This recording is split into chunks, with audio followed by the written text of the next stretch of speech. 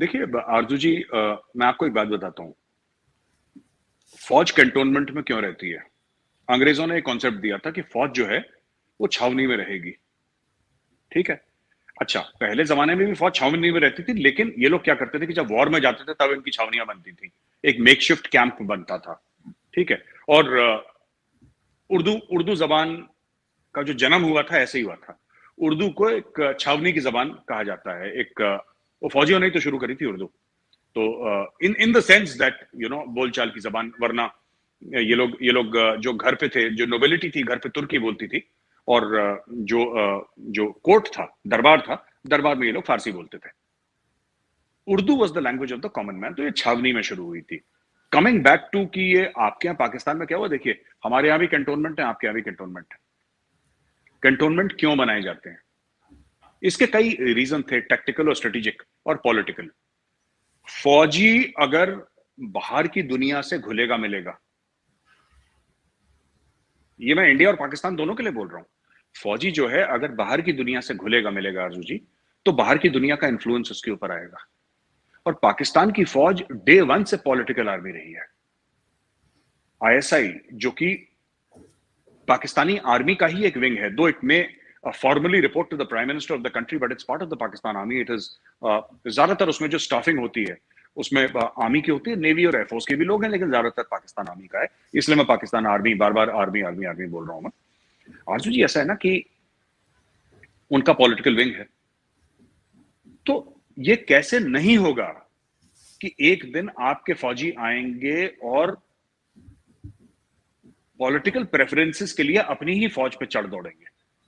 क्योंकि 70-75 साल से तो यही बीज बोया है आपने, है ना, इस पॉलिटिकल पार्टी को। मैं फिर बार बार यही बात कहता हूं ना कि जुल्फिकार भुट्टो को किसने खड़ा करा? फौज ने खड़ा करा। नवाज शरीफ को, जो कहता है कि मैं बहुत बड़ा एक डेमोक्रेट हूं और बड़ा लोकतांत्रिक, उसको नवाज शरीफ को किसने खड़ा करा? फौज ने खड़ा करा। इमरान खान को किसने फौज खड़ा करा? हमीद गुल ने तो पैदा करा इमरान खान को। आईएसआई की पैदाइश है। तो ये आपके जितने भी आरजू जी लोग हैं वहां पे ना, जो डेमोक्रेट्स हैं पाकिस्तान में, सारे के सारे जीएचके रावलपिंडी की पैदाइश हैं। सबके सब, सबके सब। जब इनको ये लगा कि साहब हम प्रधानमंत्री बन गए देश के, तो इन्होंने अपनी फौज को आंखें दिखाना शुरू करा। ठीक है। अब ये देखिए, भुट्टो ने भी आंखें दिखाई, नवाज शरीफ ने भी आंखें दिखाई, इमरान खान भी आंखें दिखा रहा है अभी। तो यही, बट इमरान खान ने जो डैमेज करा है वो और कोई नहीं कर पाया, क्योंकि इमरान खान ने पाकिस्तानी फौज को बीच में से उसने काट दिया, बीच में से। अब देखिए, हम ये कहते हैं कि कमांड स्ट्रक्चर बड़ा सॉलिड है पाकिस्तान आर्मी का, और जरूर है। मैं मानता हूं कि कमांड स्ट्रक्चर बड़ा सॉलिड है। मैं ये भी मानता हूं कि अगर भारत ने कभी अटैक नहीं करा पाकिस्तान के ऊपर, लेकिन अगर भारत अटैक करता है, राइट, भारत अगर अटैक करता है पाकिस्तानी फौज के ऊपर, तो पाकिस्तानी फौज में इतनी कुव्वत है कि अपनी जान लगा देगा वो भारत से लड़ने के लिए। ये भी मैं तस्लीम करता हूं as a former Indian army officer. मैं कहता हूं पाकिस्तानी फौज जो है अपनी, जिसको कहते हैं, जान हथेली पे रख के भारत से लड़ेगी। लेकिन पाकिस्तानी फौज खुद से कैसे लड़ेगी? आप इंडिया से लड़ लेंगे, आप किसी और से लड़ लेंगे, आप तहरीक तालिबान से भी लड़ लेंगे, आप तालिबान से लड़ लेंगे अगर उन्होंने ज्यादा आपके मुल्क में मदाखलत करी तो। लेकिन आप खुद के फौजियों से कैसे लड़ेंगे? जो इमरान खान कहते हैं मीर जाफर, आप मीर जाफर से लड़ ही नहीं सकते। पाकिस्तानी आर्मी की कैपेबिलिटी है ही नहीं अंदर के लोगों को लड़ने के लिए। जो मैंने स्टेटमेंट दिया था, जो पाकिस्तान में काफी वायरल हो गया था, और लोगों ने खूब मुझे गालियां दी, भर भर के, इतनी किलो किलो की गालियां कि ये मेजर क्या बोल रहा है। और पूरे टीवी में कोट हुआ कि इमरान खान भारत का दोस्त क्यों है। आप देखिए, ये लोग मुझसे कह रहे थे कि मेजर प्रोपेगेंडा कर रहा है और ये झूठ बोल रहा है। झूठ नहीं, आपने खुद देखा। वो लोग पहले प्रेस क्लब के बाहर गए, वो अंदर गए, फिर प्रेस क्लब के बाहर चले गए, और दुनिया भर का जो भी उनका वहां पे हुआ। ये कौन है ये?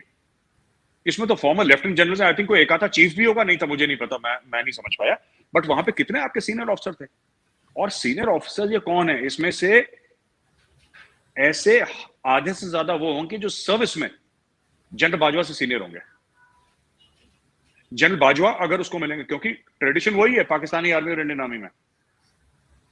ट्रेडिशन जो दस्तूर है, दस्तूर एक वही है।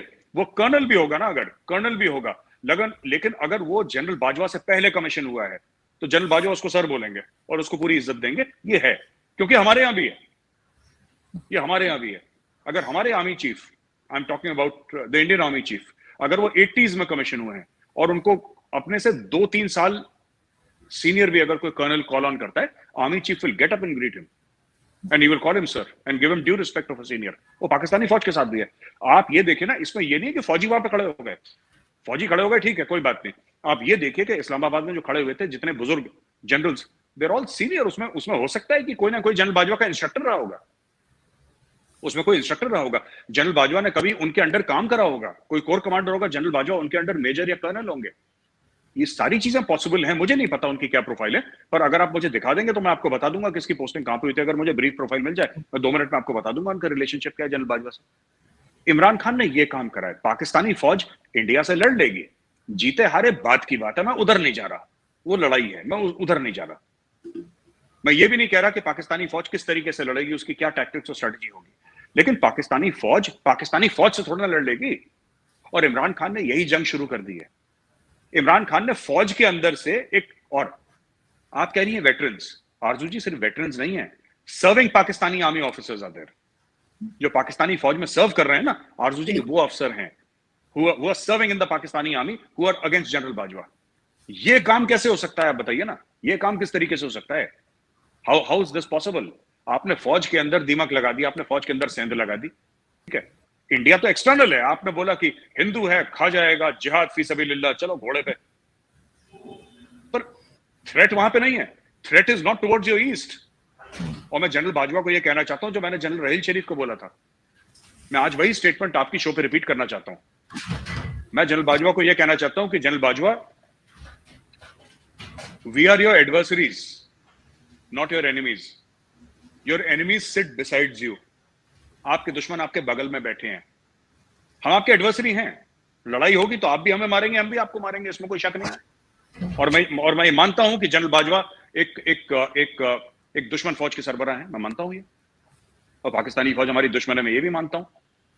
लेकिन आज अगर जनरल बाजवा से कोई जाके पूछे कि जनरल साहब आपको असली खतरा कहां है, बाहर की अंदर, फिर आप उनके दिल की बात सुनिएगा, फिर आप मुझे बताइएगा अर्जुन जी कि उनको असली खतरा इसलिए है क्योंकि इमरान खान ने पाकिस्तानी फौज के अंदर जहर घोल दिया। इसलिए तो वो ये सब सीनियर हैं जनरल बाजवा के, ये बुजुर्ग जितने भी थे वहां पे कैप वैप लगा के और केन लेके फौजी हैं।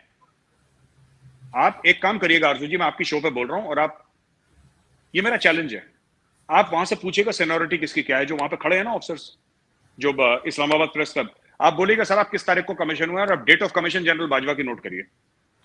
जो आपके चीफ ऑफ आर्मी स्टाफ है उनकी डेट ऑफ कमीशन नोट करिए, और जो बाकी वहां पे एहतजाज कर रहे हैं, जो प्रोटेस्ट कर रहे थे, आप उनकी डेट ऑफ कमीशन देखिए, आपको पता लगेगा कि a lot of them are senior to general Bajwa. बिल्कुल नहीं, वो तो लग रहे थे, खैर वो देखने में भी लग रहे थे, लेकिन खैर वो लिस्ट भी मैं जो है वो मंगवा लूंगी और वो देख सकते हैं हम। लेकिन लास्ट में यही कि उसमें एजाज को आप जानते हैं, एजाज सैयद को, एजाज के कुछ मजेदार किस्म के सवाल थे, उस पर आप कुछ नहीं कहेंगे?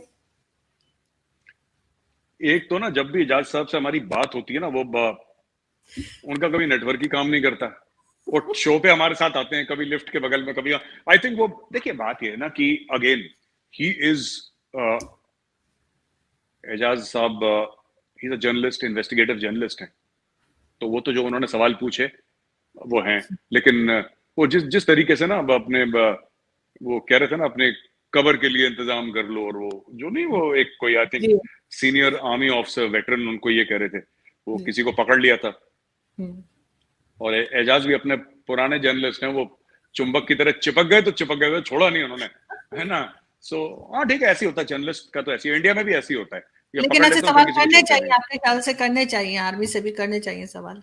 नहीं, बिल्कुल होते हैं सवाल तो सभी से होते हैं। सवाल तो अगर आप पब्लिक में आ रहे हैं, अगर आप पब्लिक में एहतजाज कर रहे हैं, एजाज को कैसे पता लगा कि वहां पे फौजी, किसी ने बताया होगा तभी तो उसको पता लगा होगा, और वहां पे इकट्ठा हुए, तो मीडिया से फिर आपका इंटरेक्शन होगा, क्योंकि आपने, देखिए बात ये होती है ना कि हमारी घर में लड़ाई है, इसमें एजाज की गलती नहीं है, इसमें वो जो वेटरन्स हैं उनकी गलती है। मैं आपको जल्दी से बता देता हूं क्यों।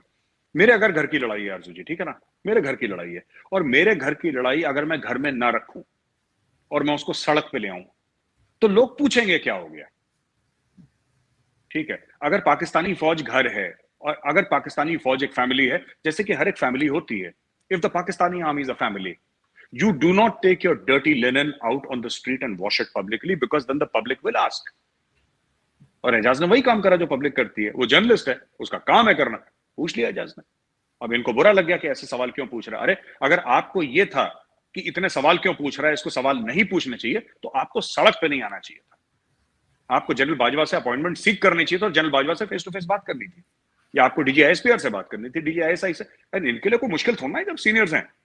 ये जो सीनियर्स हैं, ये जो उनकी, अगर जनरल बाजवा किसी रेजिमेंट के हैं, इनका कोई रेजिमेंटल सीनियर एक बार फोन करेगा, जनरल बाजवा 10 बार बैठा के बात करेंगे उससे।